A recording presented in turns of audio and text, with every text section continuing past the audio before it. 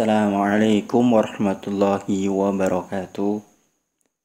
Alhamdulillah wassalatu wassalamu ala rasulillah wa ala alihi wa ashabihi wa wala amma ba'd. Ikhwani wa akhwat azani Allahu wa iyyakum.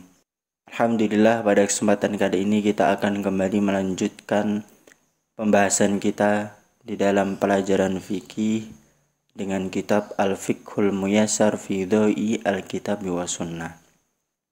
Dan pada pertemuan kali ini kita akan memasuki bab yang ketiga di dalam kitabus shalah, yaitu tentang waktu-waktunya shalah. Nah, di sini disebutkan al-babu tsalitsu fi mawaqitis shalah. Bab yang ketiga menjelaskan tentang waktu-waktunya sholat. Sebagaimana sudah menjadi kesepakatan kaum muslimin bahwasanya seorang muslim itu diwajibkan untuk mengerjakan sholat 5 kali dalam sehari semalam. Dan sholat-sholat tersebut harus dikerjakan sesuai atau berdasarkan waktunya masing-masing. Jadi tidak boleh dikerjakan di luar waktunya. Sebagaimana Allah SWT berfirman, "Inna sholata kanat 'alal mu'minina kitaban mauquta." Sesungguhnya sholat itu diwajibkan atas kaum mukminin kitaban mauquta, yang mana waktunya itu sudah ditentukan. Maka fala tujzi'us sholata qabla dukhuli waqtiha, tidak sah atau tidak dianggap apabila seseorang itu sholat sebelum masuk waktunya.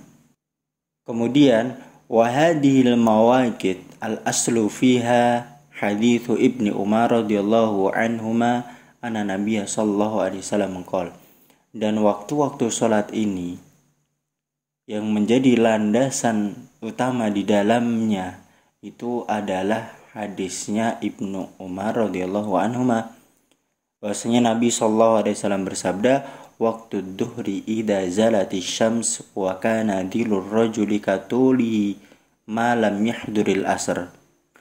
Nabi SAW mengatakan bahwasanya waktu duhur itu apabila zalatis syams, matahari itu sudah mulai tergelincir. Wa kana dilur rajuli katuli, hingga bayangan laki-laki itu seperti panjangnya dia, atau hingga bayangan sesuatu itu sama persis seperti panjangnya sesuatu tersebut. Malam yahduril asar, sampai sebelum masuk waktu asar. Wa waktul asri malam tasfaris sams, dan waktu sholat asar itu sampai sebelum matahari itu menguning. Waktu sholatil maghrib malam yagibis syafaq, dan waktu sholat maghrib itu selama cahaya merah yang ada di langit itu belum hilang. Waktu sholatil isya'i ila nisfil lailil awsat, dan waktu sholat isya itu sampai setengah malam. Waktu sholat subhi min tulu'il fajri malam tatlu'i syams, dan waktu sholat subuh itu dari terbitnya fajar sampai sebelum matahari terbit. Nah, itu tadi hadisnya Ibnu Umar, yang mana hadis tersebut menjadi landasan utama di dalam menentukan waktu-waktunya sholat. Kemudian di sini disebutkan fasolatud duhri yubda'u waktuha bizawali syams. Jadi awal mula sholat duhur itu waktunya adalah ketika zawali syams, ketika matahari tergelincir.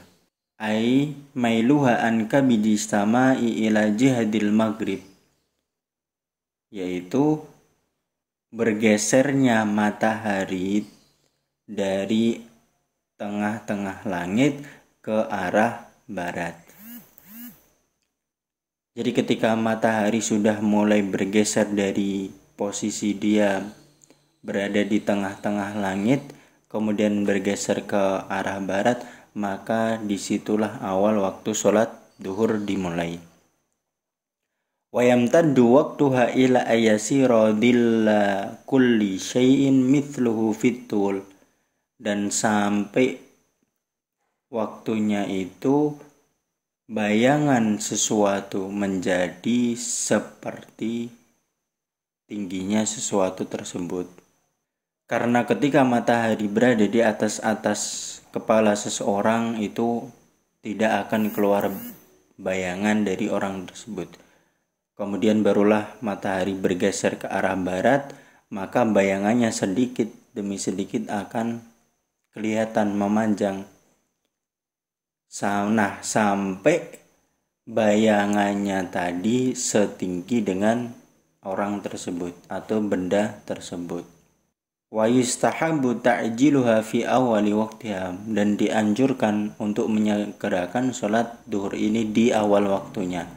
Illa idza ishtaddal har, kecuali apabila memang cuaca sangat panas sekali. Fa yustahabbu ta'khiruha illa al-ibrad, maka diperbolehkan untuk mengakhirkannya sampai cuaca benar-benar sudah normal. Itu tadi awal waktu sholat duhur dan akhir dari sholat duhur. Kemudian wa sholatul asri yubda'u waqtuha min nihayati waqti duhri. Adapun sholat asar itu dimulai waktunya dari berakhirnya waktu duhur. Ai min sayrurati dilli kulli syai'in mithluhu. Kapan berakhirnya waktu duhur ya tadi?